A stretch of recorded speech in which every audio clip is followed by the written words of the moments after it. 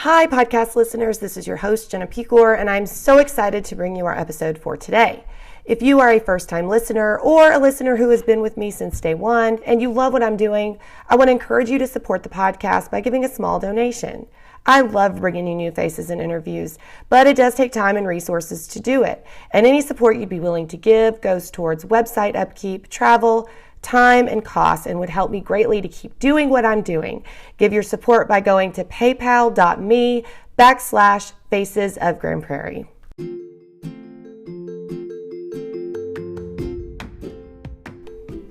My guest today is Albert Sanchez. Albert is the co-owner and co-founder of Betos Mexican Restaurant in Grand Prairie, a lifelong Grand Prairie resident and graduate of South Grand Prairie High School.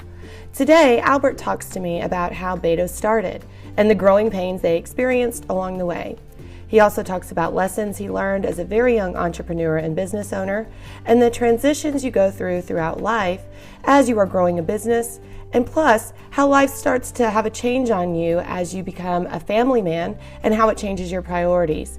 He also talks about what it was like growing up in Grand Prairie and how that's helped him be the person that he is today. Recorded at Betos at Great Southwest and I-20, here is Albert Sanchez.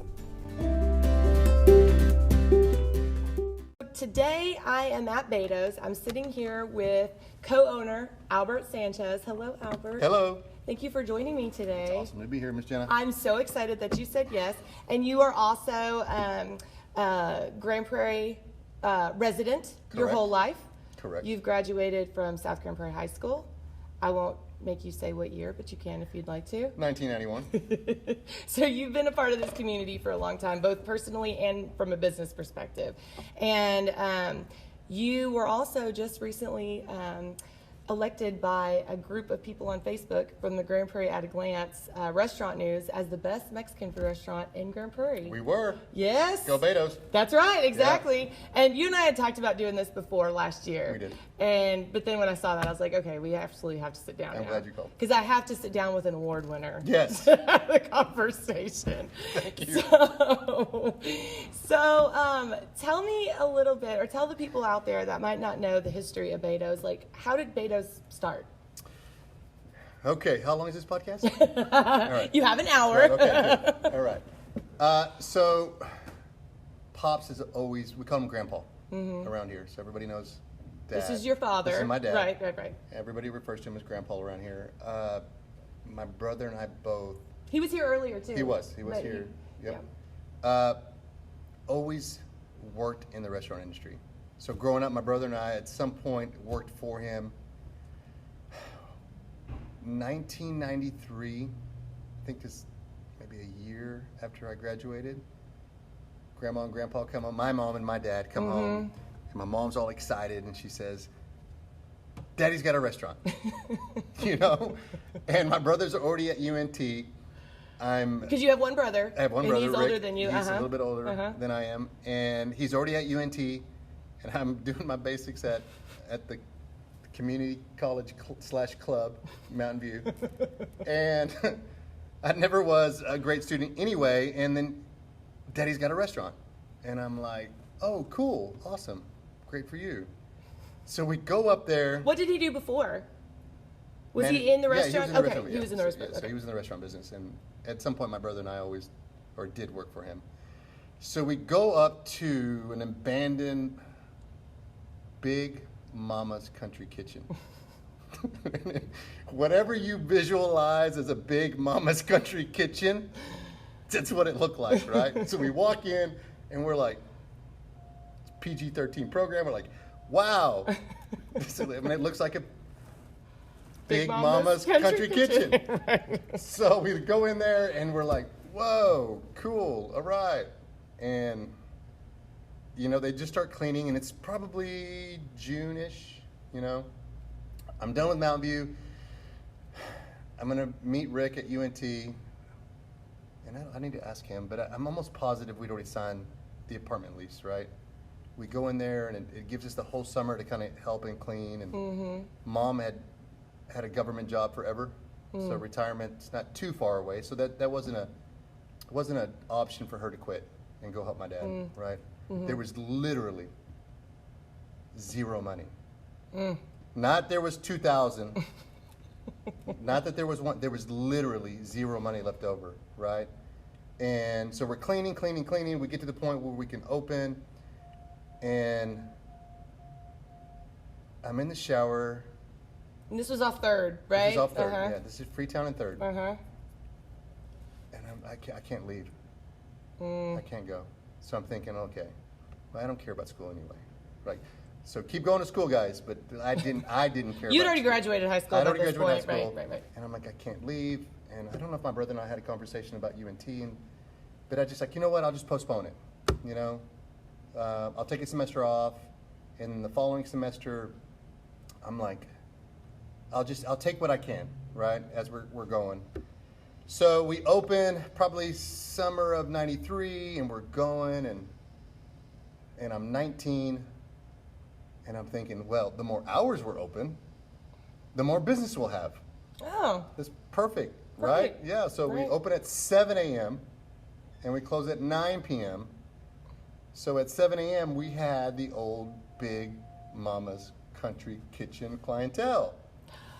They would come in, drink 1 cup of coffee, refill it 10 times. Right. And sit there for 2 hours. And that was literally... Did you have Big Mama's Country Kitchen menu? No, but we had Big Mama's Country Kitchen booths. We had Big Mama's Country Kitchen blinds.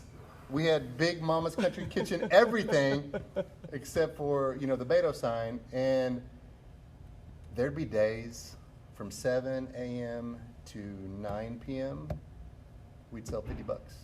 Wow. All day. Oh, wow. All day long. So then we're 3-4 months into it, and I'm like, what am I doing with my life? Right? I'm just like, dang. And then it was just me and my dad. He did dish, he did prep, he did cook, and I did host and bus and waiter and whatever. But you would look back there, like literally there's nothing to do. Right. Because we don't have anybody coming in to make a mess or to cook. He's always doing something. Always. Chopping something or cleaning something. And at 19, you're just not a fully developed human being yet. You know, you need somebody you're young, you're 10 foot tall and you're bulletproof, but yet you're fragile. Yeah. You're fragile, but then I would look back at my dad and he's just like chopping and he's cleaning, he's doing something, and I'm like, okay, Albert, if Pops can do this, I can do it. So we keep going and we're going and every month it gets a little bit better, not much better. So we'd sell $50 in one day, and then maybe 3 months down the line, maybe we get to $150 in a day. And this was before social media, where you could share. This is before social media. Yeah. But there's pros and cons. This is before social media. But this also, the Chili's hadn't even opened up in Grand Prairie. Right. So there's pros and cons. You were going to get voted on as the best Mexican restaurant on a Facebook page. We're not going to have the award-winning prize from Facebook, but you also don't have a lot of competition out there. You don't have a lot of competition, but you have no way of getting the word out either. Right. And then we're off Freetown and Southwest 3rd. Yeah. You know, so every month it gets a little bit better, a little bit better, a little bit better. And Rick is still coming back on the weekends, but literally, one, we can't afford him. And he's still got to come back and make money. So he's coming back, but he's got to wait table somewhere else because it'd be pointless for him to come and work. So had you always set it up to where it was like you sit down, it was a waiting table type situation? Okay. Yeah, it was always that concept. Right. I mean, this is before fast casual. Right. This is before, Chipotle or anybody like that. Did you actually have a breakfast menu? We did. Okay. Yeah, we did. All right. And we sold coffee. And you had to have coffee, obviously. We had other stuff, but that's all we sold was coffee. Right. And so, I'd say after about year one, I think he became break even. Oh. It's not saying much. Well, it is whenever you've been an entrepreneur running a business. Well, no, not when you rent $700 a month, but. Well, that's true. But we were break even, and it was getting a little bit busier, a little bit busier, a little bit busier, and about year two, you're like, hey, we might be onto something. And I always remember thinking, if we ever sold $1,000 in a day, we'd hit the big time. That was the goal. That was the mark. You know, because you're going from $50 a day, right? Right. And then it's like, when we hit 1,000 a day, we've hit it. I mean, that's big time. Wow. And I think we probably achieved that year 2-ish, you know. And in the world of, if people don't know, in the world of restaurants, in the world of Texas Roadhouses, they do that in the first 30 minutes, you know, if maybe faster. Right. So, but to a little small business, I mean, that was our stepping stone. That was the goal. That was the big ticket. So at that time, how many other Mexican food restaurants were there in Grand Prairie? So of course our competition at Monterey House, that was our direct competitor. Right. That was on the north side of town. That was the north side of town. Right. Alamo, was that there? I there? think a long time ago on Marshall, there was one called Bigotes. Okay. There was that. That was probably our main competitor, honestly. I don't think they're there anymore. But it wasn't like it is now. No, there's a lot of Mexican food restaurants, today. Right. So there really wasn't any competition. Right. I mean, the fast food joints on Pioneer Parkway. Taco Bell. And Taco Bueno. And Taco Bueno, right. But again, we weren't, I tell people all the time, the industry has flip-flopped. So when we started out, the Anthony Bourdain cool hole in the wall, you didn't want to be that. Right. The taqueria in the gas station where it's like, oh, that's the best food ever. Right. Where the hipsters will go now. That would never happen 25 years ago. That's true. Ever. So your goal when you're the little hole in the wall joint is like, okay, we do not want to be the hole in the wall joint. We need to get out. Because we might not have had a Chili's, but we had a Dairy Queen right there on 303. You had a Dairy Queen on 303? There was a Mazio's.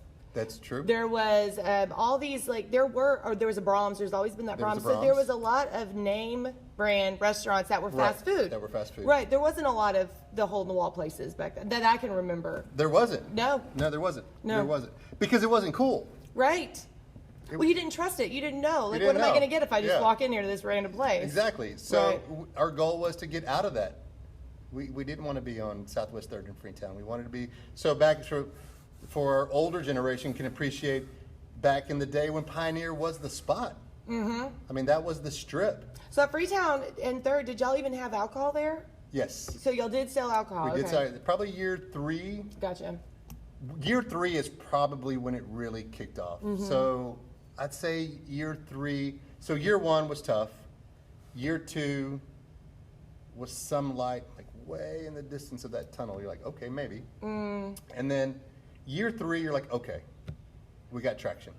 And about that time, Rick came on board. He was coming back, and he was helping us. And I would say year 4 was like, holy smoke. This is it. I mean, we're on to something here. And, you know, we need to start making our moves. I think year 4 is when we opened up the Main Street location. And in my mind, as a young entrepreneur with no formal education in terms of, there's no college for entrepreneurs. There's not. It's really is trial and error and what your gut tells you. And my gut told me, man, we got to get to Pioneer. And we get to Pioneer,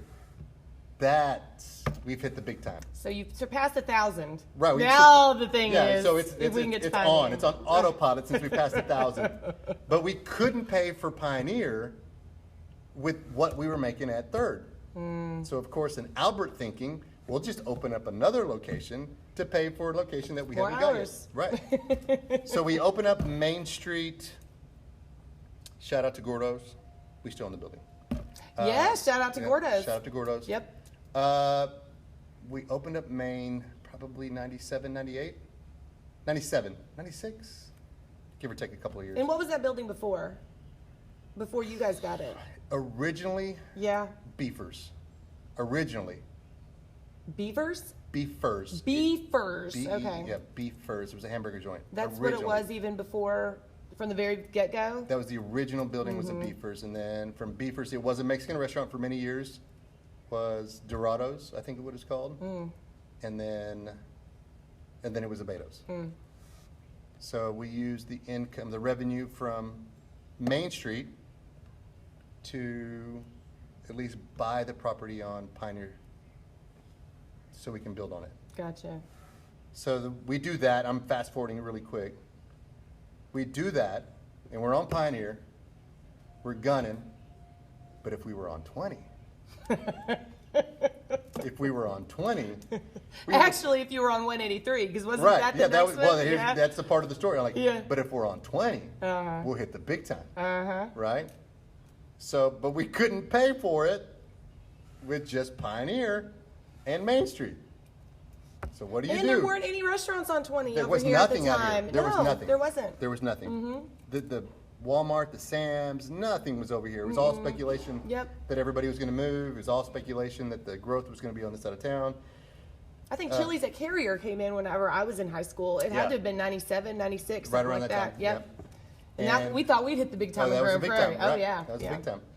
So we didn't have the money to buy the property here. So what do? You open another restaurant. So we're like, and I swear, I don't know. I have to talk to my brother and sister-in-law. I'm telling you, I really think it's grandma. In Spanish, son is mijo. Mijo, there's a place here. Mijo, there's a place there. And grandma would call you. And I'm almost positive it was grandma that found the 183 location. So we go out there, don't do any due diligence. Don't do any version of what some might say is a feasibility study. Sure. let's open up a store here. And we do. And we, at this time, shout out to Mr. Swafford if you're listening. So Mr. Swafford really was kind of pivotal in. You're talking about Jim on City Council? Yep. He was really pivotal for me in terms of introductions. So any deal that we ever did wasn't conventional. So meaning, Miss Burroughs owned the property on Main Street. So I don't know, I'm probably 23 at the time. I don't have enough money to buy her property. And there's a big Remax sign, I don't know, whatever the sign was. So I call that number and like, well, this, and this. And I'm like, well, I don't want to talk to her. And again, when you're young, you're ignorant, but in a healthy way. Yeah. And I don't want to talk to you. I'm sorry, Miss Realtor. I don't want to talk. I want to talk to Miss Burroughs. And she's probably thinking, well, Miss Burroughs pays me to talk to you so she doesn't have to, right? So I call Mr. Swafford and I'm like, hey, I don't want to talk to Miss Realtor. I want to talk to Miss Burroughs. Do you know her? And like, yeah, actually I do. I'm like, well, can you tell her? Was he like a guest at your He restaurant? was. All the He would time? come in. Okay. I'd say that, sometimes between my dad and him, he was kind of a governor for me. Gotcha. Because, I was just like, my mind wouldn't stop, especially when you're young. And I would sit there and tell him, I'm like, I'm going to do this and this and this and this. And he'd be like, okay, calm down. Slow down. Chill out. yeah. Right? So I'm like, hey, do you know Miss Burroughs? Like, yeah, actually I do. I don't know if he was a city councilman at the time, but he was really involved in the community, and he was the president of one of the banks. And I'm like, well, can you give me her contact, or at least provide mine? So he does, and I call her, and I literally, my name is Albert Sanchez. Will you fire your realtor? That's exactly what I said to her. As a realtor, I take offense to that. No, and I'm sure, and I'm like, will you pay her $1,000, and will you deal with me directly? And she said yes. I don't know why. So, and that poor lady. She calls me after the fact. Miss Burroughs pays her. I pay $1,000 so she goes away, because I knew I didn't have the money to buy the building. Oh, right. I knew I didn't have the financing to buy the building. And I know no realtor is going to risk their commission on some 23-year-old kid promising whatever I was trying to promise, which I did, and ruin her commission. I'm like, well, I'll just give it to you commission up front, which is probably not as much. Right. But it's a something. sure thing. It's a sure thing. Take Right. it, and So that she did. That realtor did call me and ask me what I did, what she did to offend me. I'm like, well, nothing. I was probably a lot less articulate, and my thought was like, you're in my way. Yeah. You're really in my way, and I didn't mean it in a mean way. So Miss Burroughs, I'm like, hey, she wanted X for rent, and we said. So she wasn't selling the building outright? No, she was. She was? She Oh, was. okay. She was. She was trying to sell the building. Yeah. But I was like, hey, let me rent it for a year. I'll pay you double. And if we don't buy it, you just keep all the rent. We just keep renting it from you. And if I do, you just take all those rent payments and apply it to equity.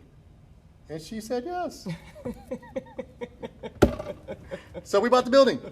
In a year, we found financing. Took me Wow. So fast forward to 20. Mr. Ken Pritchett owned all this property from the Chevron to the apartment complexes, all the way up until the Roadhouse, basically, right? Mm-hmm. The new Roadhouse. Shout out to Mike Madrano, the new Roadhouse. Talking to him Thursday. Yeah, all right. Yep. Shout out, Mike. So pretty much all the way to the new Roadhouse, right? Mm-hmm. So I call Mr. Swaffer, and I'm like, hey, you wouldn't happen to know the person that owns all this property over here, would you? He's like, matter of fact, I do. I'm like, well, will you call him? And he's like, okay. So Mr. Pritchett, Mr. Swafford, Mr. Pritchett's realtor, and myself, and probably my brother, met at Pioneer, and I'm like, I want to buy your property, but I don't have any money. Because you might as well just be honest, but right. I will have the money. I just don't know when. And he said yes. So we buy this property, and that was tough. The Pioneer place, these were all, in terms of, they're big numbers. They really are big numbers. Mm-hmm. But they were all, they were 6-digit numbers. Mm-hmm. And it's still a lot of money. I'm not trying to impress anybody by saying, but when you get into like bigger numbers, mm-hmm. those numbers are big to anybody. So now we're talking about big numbers mm-hmm. here. And employees. Yeah, but not only that, but the same thing, we don't have the money to build it. We just want to secure our spot. Right. That's all we want to do. It's the same thing we did at Pioneer. And at this point, you hadn't built a building from scratch. Yeah, we built Pioneer. You built Pioneer from scratch. Okay, gotcha. We built Pioneer from scratch. But again, in the world of finance, those were small numbers. They really were. And when we came here, just the property was a big number. Right. And that was 20 years ago, you know? So we tell them, like, listen, we don't have any money, but we want to buy the property. With his realtor standing right next to him or sitting next to him. And he said yes. So we worked out a deal where we pretty much secured the property for at least 3 years, And I had, the clock was ticking. Today's episode is brought to you by Grand Prairie at a Glance. Grand Prairie at a Glance is a variety of Facebook groups for residents of Grand Prairie. Groups that feature things like school news and restaurants. The founder, Charles Luckert, is dedicated to sharing the positive news of our city to our residents in a hope of bringing people together to learn more about the city that they live in. Each month, for example, the restaurant group votes on a new restaurant to be the best of Grand Prairie. And this month, group members voted Betos as the best Mexican restaurant in Grand Prairie. Today, February 22nd, 2020, there will be a meet and eat at Betos at 4 p.m. for members to meet each other face-to-face and enjoy the food and drinks that Betos offers. If you haven't joined any of these groups already and would like to be a part of a truly positive and uplifting group that brings you great news throughout the city, you can find all 12 GP at a Glance groups by going on Facebook and searching Grand Prairie at a Glance. So at that point, had anything else been discussed over here? Or did you know what else is going to be rumors. built? Just a bunch of rumors? Just the rumurs. Because we had to sign up for like 85 years. Right. Nobody cared about it whatsoever. It's just like, you're lying. Yeah. Like, we don't have money. There was McDonald's. Yeah. And that was about it. Yeah, I think we put the sign up right away. Knowing that maybe one day we will have the money to do it. But, when you look back, none of the transactions I think we did were what people would consider conventional. Mm-hmm. And I think people get caught up in this, like, it has to be this way. Right. You got to go to a bank, you got to find financing, you get the loan, and you build the building. I don't know. I've never subscribed to that. You had a very unique situation because having been in an entrepreneur myself, having started a couple businesses. I opened a consignment store that I closed down 6 months after. And it was same kind of thing. It was out of the box thinking. But the older you get, the more that it becomes difficult to think like that. Very. Especially if you've had a job where you've made money and you were an employee and you had medical benefits and you had all these things. To stop doing that and then take a risk to open up a business is one thing. But you had a unique ability or unique situation to have learned that from a very young age. It's just what you did. It's just how you handled yourself. And it was just what you learned how to do. So I think that, and plus there was probably, you have, as a 19-year-old, you're arrogant and thinking that everything that you're going to do is just going to be successful. And I'm just going to try this and I'm just going to do it. Yes. I get it. I was that way too.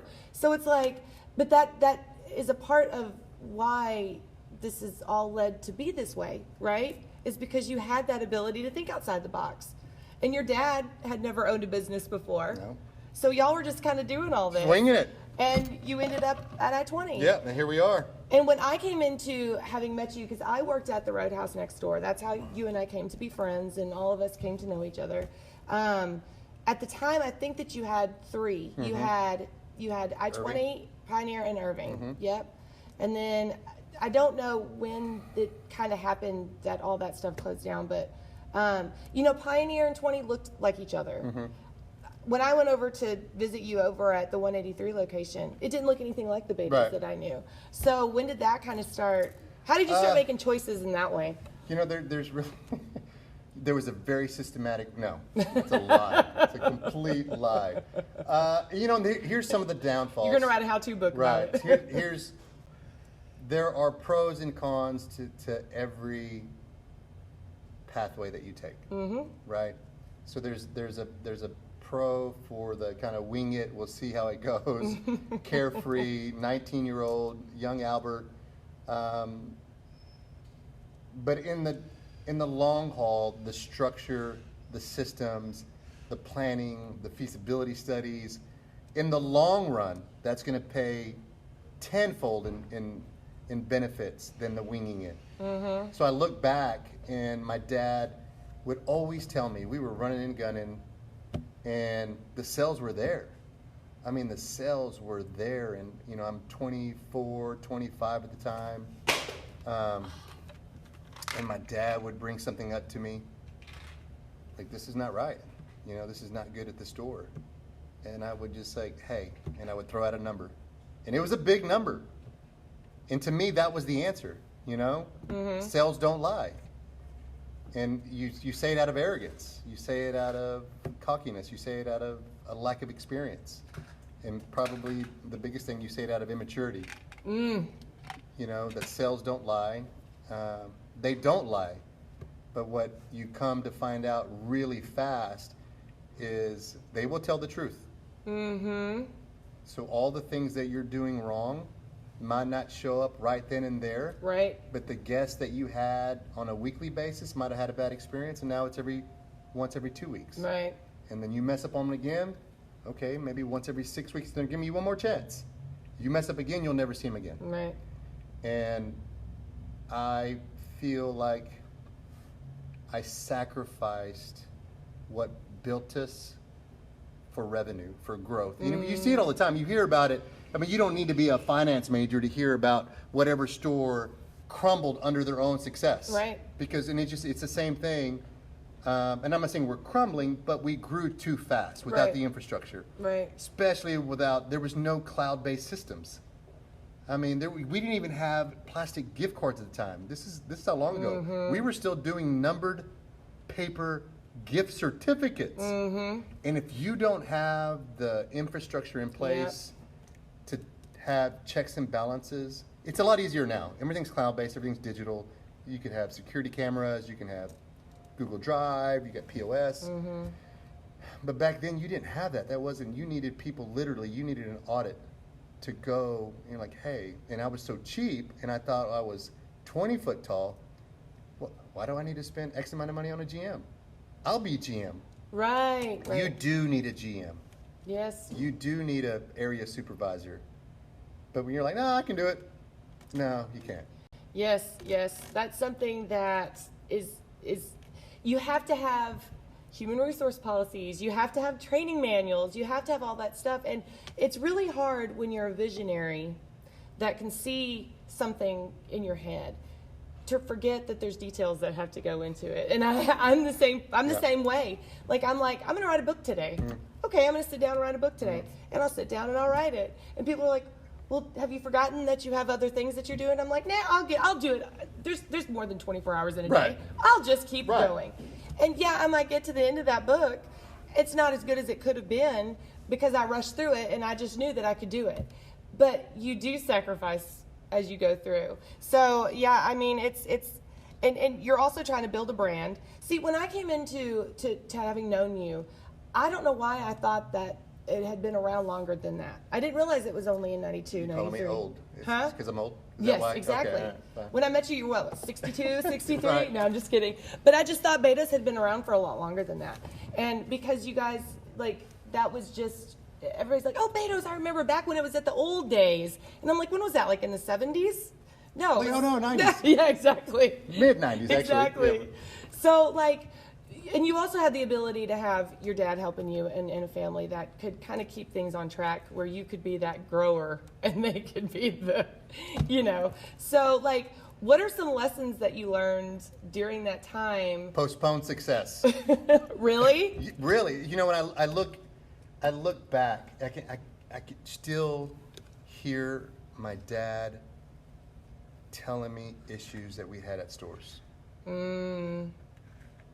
And I'm probably all of 27, 25, 26 maybe. And we're, when you think about a kid that grew up on Avenue B next to the lake, and you some of the revenue numbers that are coming in, you feel invincible. Everything that you've done unconventionally, people taking risks on you. And when I say risks of reputation. Yeah. Like, hey, I'm going to introduce you to somebody because I believe in you. And I never took that lightly. Right. But you're not ready for it. Yeah. You're just not. I wasn't. And it would take a 46-year-old Albert. That's the only person that he would listen to. It would have taken a 46-year-old Albert to go back to talk to the 26-year-old Albert. Because that's the only. Because I didn't listen to my dad. My dad's the oracle, man. Yeah. Really. He says something, you're like, holy smack. He's right. Yeah. But it would have literally taken Back to the Future, Yeah. Like where Biff had to go talk to the young Biff. Yes, exactly. And it's what it would have had to been because I wasn't willing to listen. Yeah. And over the years with some, here, listen, we've probably had an equal amount of failures as we have successes. And it takes those failures to kind of bring you down. Oh, yeah. It takes those failures to kind of bring you down. Like, listen, you're not that, And then you start to listen. I'm not saying that you don't end up making a decision, but you listen to other people. And you're like, okay, good point.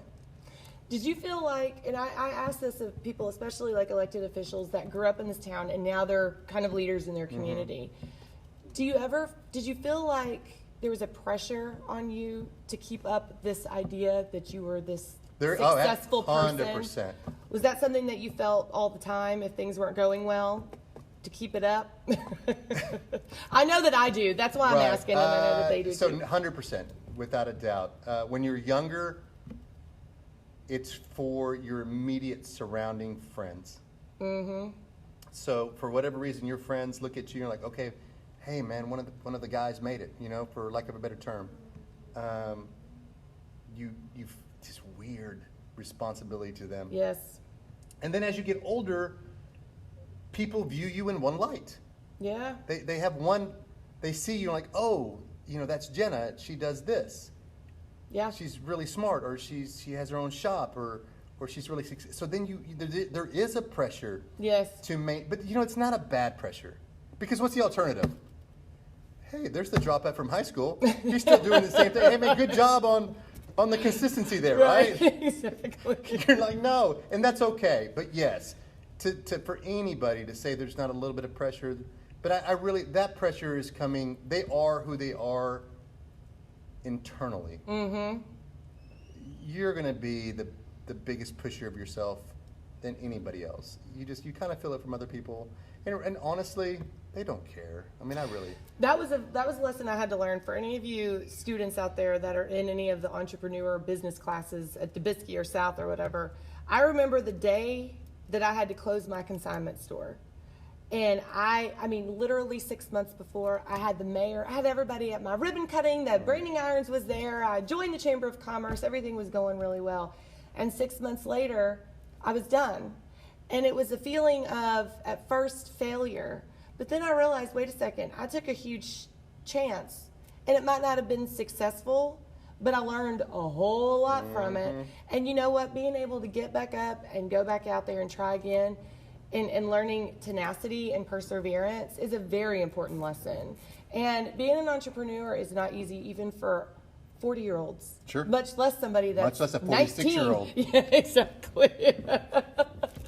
So I think that that's a really good lesson, is like, even if things don't work out the way that you want them to, you know, it doesn't mean that it, I don't know, it's hard to get back up and try again. It is. You know? There's no doubt. But people that love you will always, you know, people in the community, everybody wants everybody to succeed. So Shout out to my sister-in-law. We were texting back and forth about something, and she had made a comment, something like, as long as we have each other. Mm-hmm. Really? It's true. It's true. I mean, Yeah. you know, when you put it all and you boil it all down, it's great that I love what I do. I still do. I still have a passion for this, because anybody listening to this podcast, anybody, man, tip your waiters, tip your bartenders. Yeah. You know, when you leave church, whatever the sermon was, man, keep it in mind when you have to wait 30 minutes somewhere. Amen. Amen. So the people that are in this industry, because there's a passion for it, there really is. I mean, there's some downs. We all know that, you know. Mm-hmm. But for the most part, we're people. Mm-hmm. We're people pleasers.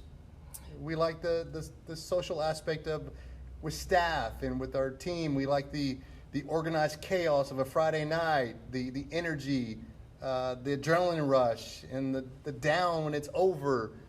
So you're not in this industry for the money. I mean, it can make some money. Yeah. But it's not for the money. Right. I promise you that. It's because you love what you do. And, Yeah. And I still do. So when I look at it and you look around and you're like, you know what? All considered, not bad. Yeah. Really, not bad. Our nonprofit spotlight for today's episode is on the Grand Prairie Unity Coalition. The GPUC was started in September of 2004 by Grand Prairie City Councilman Richard Frigo of District 4 in an effort to bring people together of different ethnic, religious, and cultural backgrounds. Through interactions and education, the coalition seeks to unite all who wish to better understand the people in our world. I recently learned of this organization, and I can't wait to be a part of it myself. And if you have the desire for community unity and inclusivity, this is a group I highly suggest you learn more about.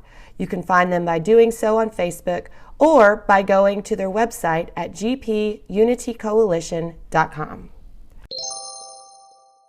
So you've had an opportunity for what, 27 years. Yeah.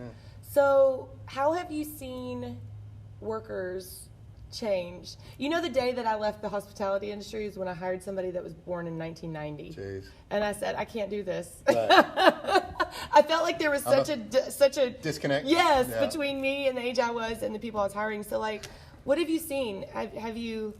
What could you give people that are getting out there and getting into the workforce? Like, what are some suggestions? I'm not going to give you any suggestions, but I'm going to give you a story. Ah, okay. With Grandpa. Okay. So I was not a good student, right? And I'm self-proclaimed procrastinator. Probably senior year, somewhere around there.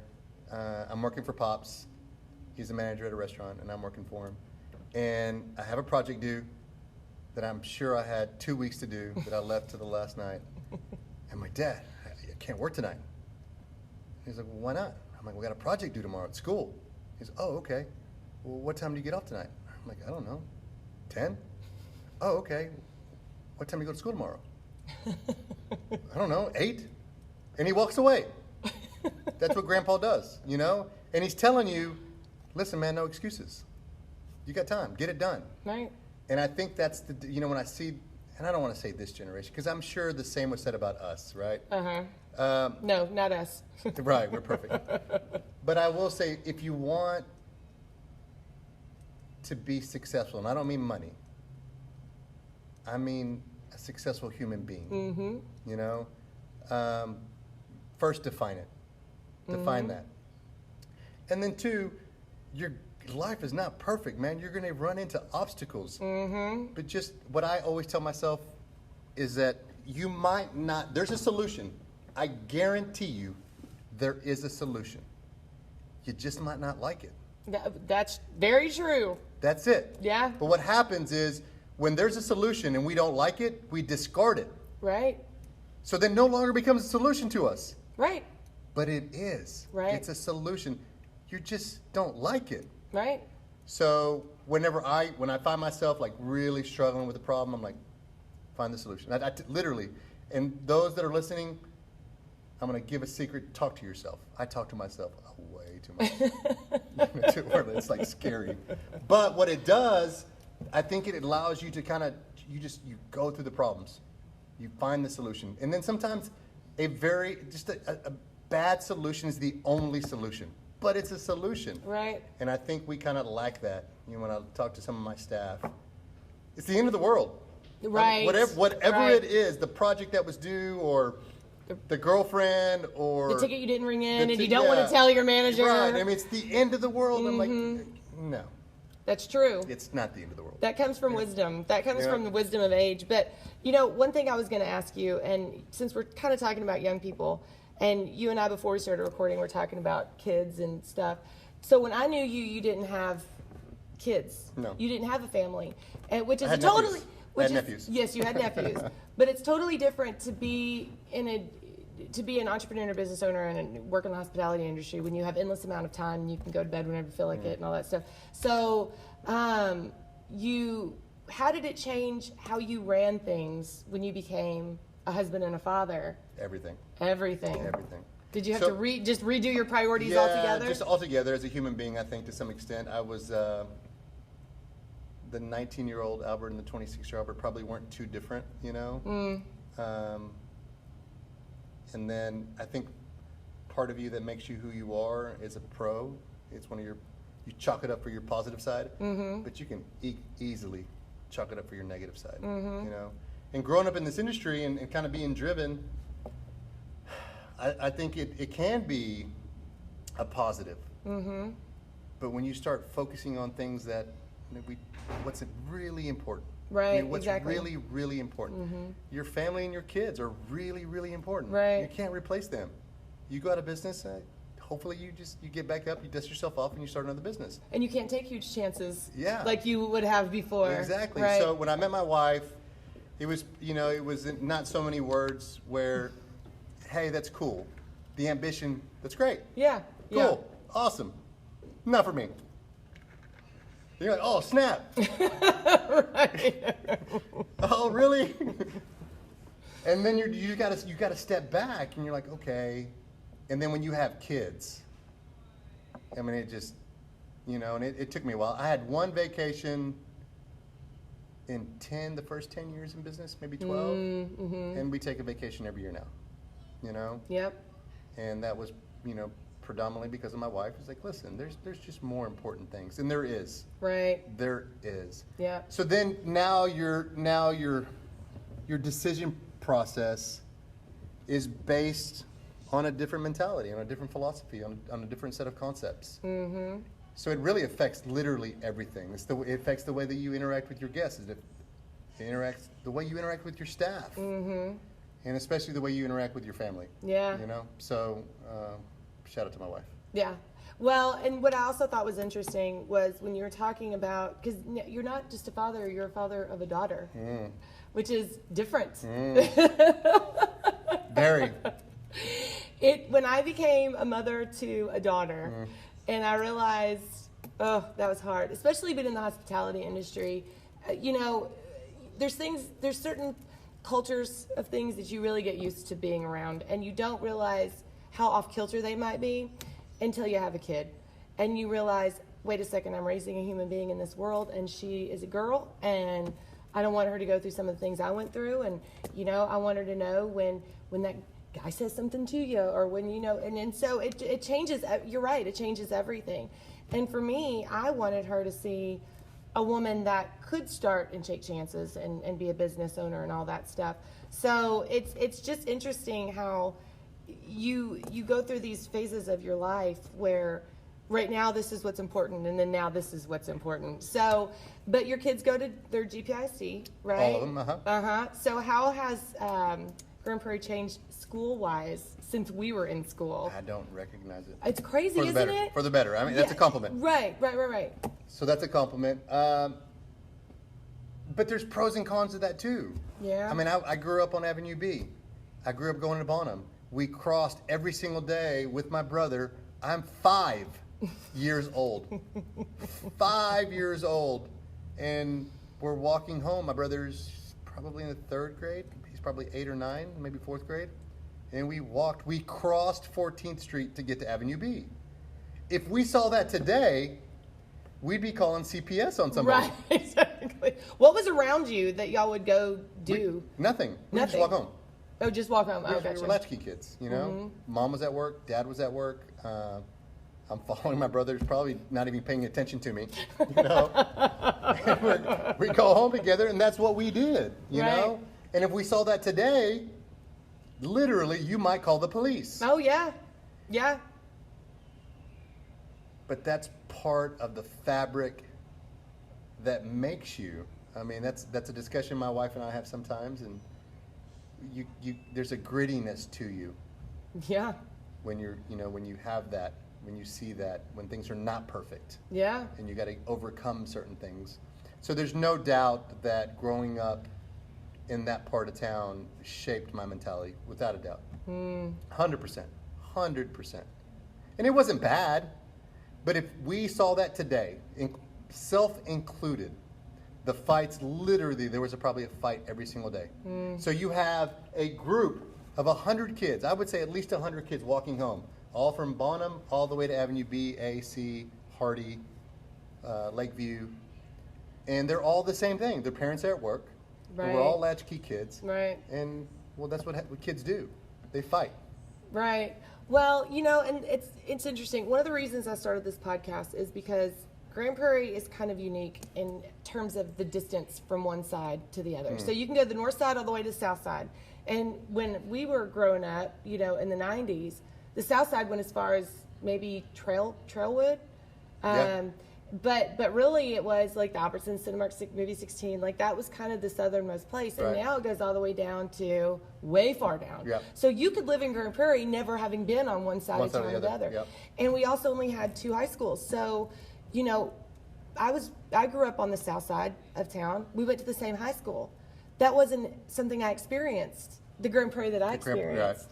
And so I think that that's pretty interesting, that you can live in a community and not really know what it's like to live in all parts of the community. Because I didn't even know that about you, that you'd grown up, in that neighborhood. We called the Avenues. Yeah. Yeah. I didn't even know that was a thing. It was. Yeah. So what did y'all do? Like when you were in high school, what did y'all do so you graduated in 91. Yeah. What did y'all do? Is this off the record? No, it's not off the record. Okay. Well, we went home, we studied. So here's the one thing that kept me in check. So Grandpa kept me in check. He did. Grandpa had a way of making sure you stayed, on the right track.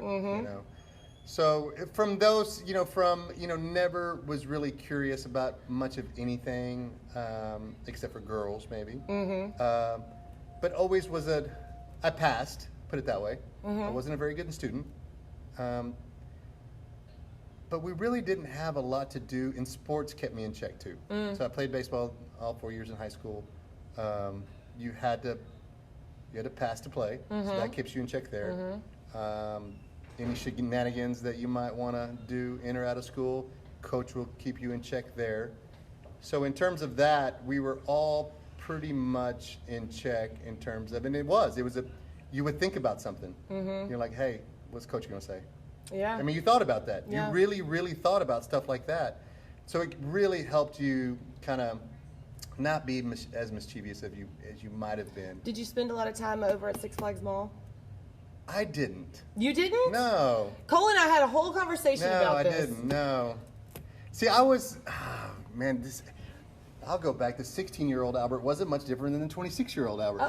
I had a really small group of friends, and then I never was a fan of doing what everybody else did. Never. So if everybody went to this place, I didn't want to go there. If everybody went to that place, I didn't want to go there. And really, it kept you out of a lot of trouble. Well, that's true. It really did. Yeah. So pretty uneventful if you think about it. When I look back on between the fear of my dad and the fear of coach. Yeah. Pretty boring high school career. Really. I mean, it really was. I really wasn't a bad kid. I wasn't an adventurous kid. You didn't spend any time at the stop and go across the street from the baseball fields. We were practicing. Oh, that's true. So you get out, you have your last period is usually, it wasn't called PE. It was just a baseball class. So we use that part of the class. So you're starting practice at 2:30, 2:15, and you don't leave the fields till 7. Right. You haven't eaten. Yeah. You haven't done homework. That's a great thing about sports. It really keeps you, at least on a path. Kevin Hart talks about that in his book, where, I don't know if you've listened to his book, but he was on the swim team. He's like, my mother picked the most intensive thing that I was not good at for me to be a part of. But she did that to keep me out of trouble. It does. It really does. Yeah. And if you love baseball, if you like baseball, it's a bonus. It's a plus. Yeah. So you start at 2:30. You end at 7. You haven't eaten yet. Right. You don't want to go to the stop and go next. You want to go home, eat, get your homework done, and you got to do it all over again. Yeah. And that was the routine. So did you ever go to the football games? No, I had to work. Really? Yeah. I went to 2 high school football games my entire high school career. Only went to 1 homecoming because I had to work. Did you have a date or did you just go? Never had a date to homecoming. Well, I never went to homecoming. So you never got a mom. You never guys got get a moms? no. Yeah. You have to buy the mom. Never you bought never a had mom. and you never got a garter. I never got a garter. I never bought a mom. I feel like your employees need to have a special homecoming just for you. So We need to have one of those Kiss 106 one. I went to 1 prom. I went to senior prom, and I didn't really want to go to that. But I was kind of like, well, dang, Albert, you haven't done anything. Literally picked up the phone, called somebody like, hey, you want to go to prom? That's literally what it was.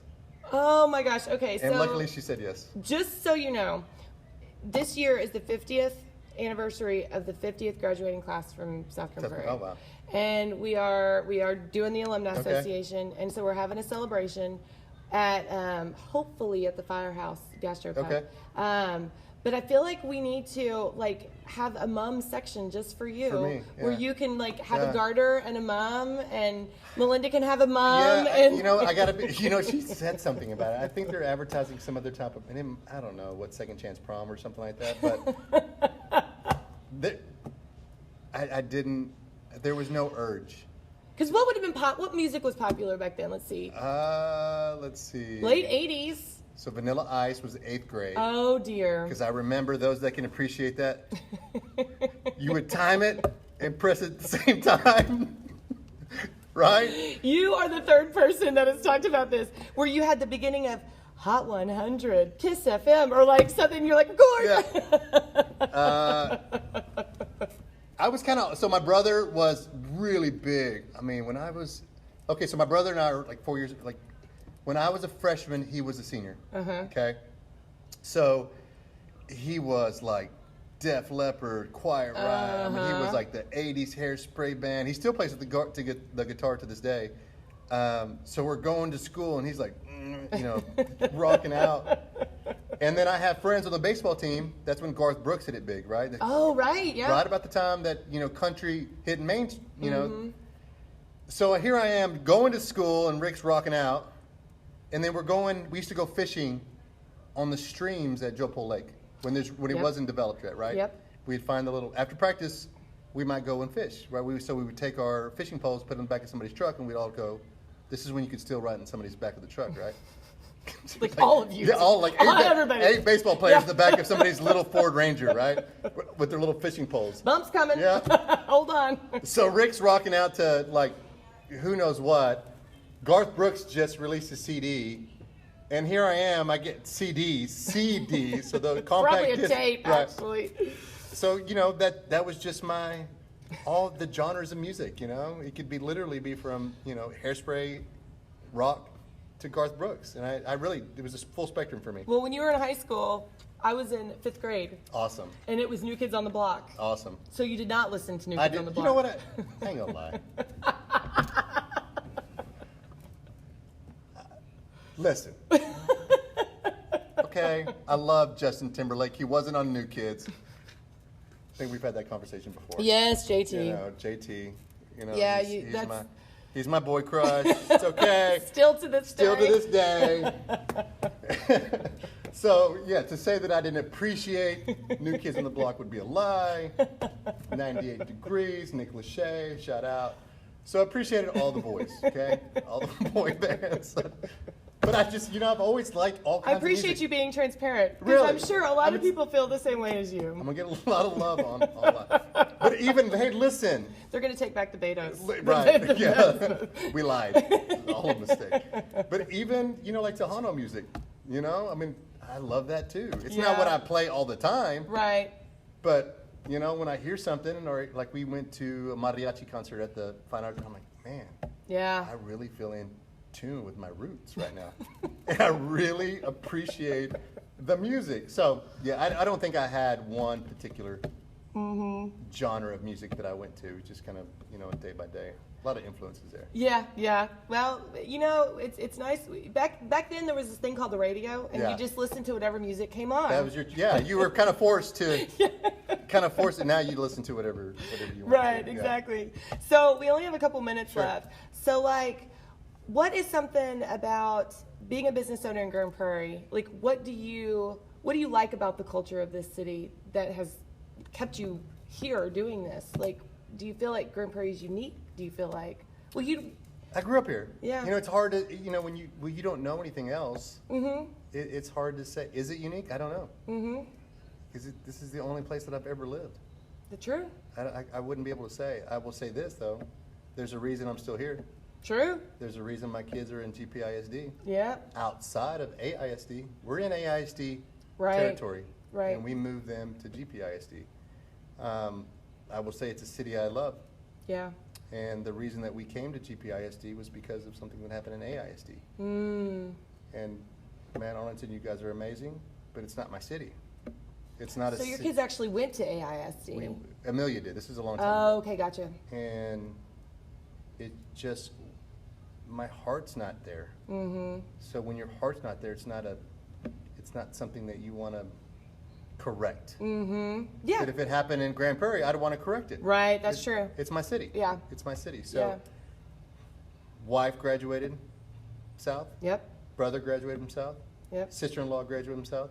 Brother-in-law graduated from South. I mean, everybody is Grand Prairie. So, and the guests that come in here are people you know. Forever. I mean, we have kids now that are not kids.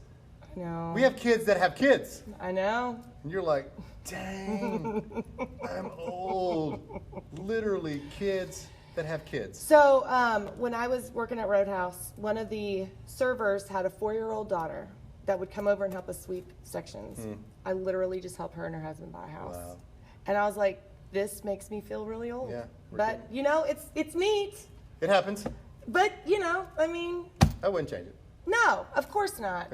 But Grand Prairie has changed so much. But I really love, where it's going. And I think it's neat to be a part of all this stuff. I think you're doing an amazing thing. I think people that are new to the city that don't necessarily know the history of the city. Right. We made an intentional effort to look like a chain. I wish we hadn't back in the day. Yeah. But there was a concerted effort to make it look like a chain. Right. Because we didn't want to scare people away. And people think we're a chain. But we're not. And we're just regular old Grand Prairie folk, Yeah, and May's coming up. Are y'all going to do another Cinco de Mayo? No, I'm too old. So since you're not going to do it, nobody can enjoy it. Yeah, nobody. No, it's too much. It's too much. Yeah, it's hard to go back and think about all that. Yeah, I can't even. I don't know how we did it. Honestly, it was. Yeah. Yeah. No, well, never again. At least not me. As long as the Sanchez family owns Betos, I don't think there's ever going to be another Cinco de Mayo party. But you know what's crazy is that we talked to people and they would, from whatever area, but they didn't know it's like Betos the restaurant. Like, oh, that's the place that has a Cinco de Mayo party. Right. That's how they would know us. You can do it at like 6 o'clock and just have it done at 8. I mean, that's what we would do. We would just come with our kids. Yeah. It's just I don't think that made up holidays for kids, right? Probably not. Probably not. That holiday is along the parallel lines of National Margarita Day, right. which is coming up. Are going to have National Margarita We will have Day? National. You have to celebrate National Margarita. What are you going to do for National Margarita Day? National holiday. I don't know. It's a secret. You gotta follow us on Facebook. I was going to say, I'll put Facebook on there if people want to find you. And if you haven't come to Betos, come check it out. It's off I-20 and Great Southwest Parkway.